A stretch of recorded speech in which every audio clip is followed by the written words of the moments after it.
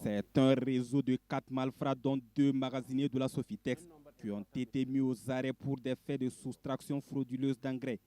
Le réseau était spécialisé dans des faits de vol et de tromperie des consommateurs portant sur des sacs d'engrais. Les fraudeurs ont été démantelés grâce à la mutualisation des efforts de la police judiciaire du commissariat central de Bobo-Dioulasso et de la brigade anticriminalité. Face aux journalistes, le commissaire central de Bobo-Dioulasso explique le mode opératoire des fraudeurs. Les constatations effectuées sur les lieux ont révélé des indices évocateurs d'un réseau de tromperie de consommateurs et d'engrais destinés aux cultivateurs de la zone et de bien d'autres régions du pays. En effet, l'équipe d'enquête a découvert dans une maison de 5 pièces située dans une cour d'une superficie d'environ 1000 m², non habitée, près de 30 tonnes d'engrais de marque Yaramila, urée estampillée Sofitex et de la poudre de dolomite.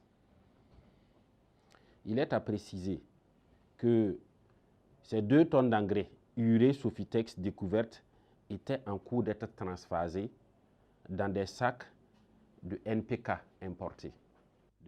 Les enquêtes ont permis de saisir plusieurs produits et matériels. Et concernant les objets saisis, au cours de l'enquête, nous pouvons citer 403 sacs d'engrais de marque Yaramila, soit 20 tonnes.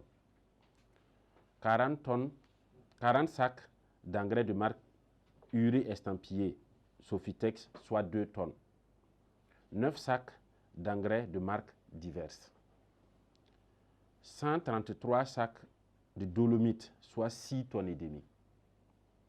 Une machine à coudre industrielle et des sacs d'engrais vides de marque importée. Un couple a également été arrêté par les services de la police judiciaire des Hauts-Bassins. La spécialité du couple était la cyberescroquerie et le blanchiment de capitaux. Le nommé TAM était lui-même l'administrateur des différents groupes WhatsApp créés à cet effet. Dans ces groupes, il publiait des images de jeunes filles qu'il a soigneusement téléchargées sur la plateforme Telegram avec mention des différents prix. Alors, à chaque fois qu'un client portait son choix sur une fille quelconque, le nommé TAM remettait à ce dernier le contact de sa femme OR qui prenait automatiquement la relève et communiquait avec le client jusqu'à la conclusion du contrat. Cependant, après réception d'une avance, elle trouvait des excuses pour reporter les rendez-vous et ainsi le cycle recommença avec d'autres personnes. À l'issue donc des éditions, les présumés auteurs ont reconnu formellement les faits qui leur sont reprochés et déclarent que leurs cibles sont pour la plupart des personnes en mission. Ils déclarent également avoir réussi à mettre en relation certains de leurs clients avec des filles, notamment à Ouaga et à Bobo-Dioulasso. Les conférenciers invitent les populations à toujours alerter les services compétents pour tout soupçon d'activité illicite.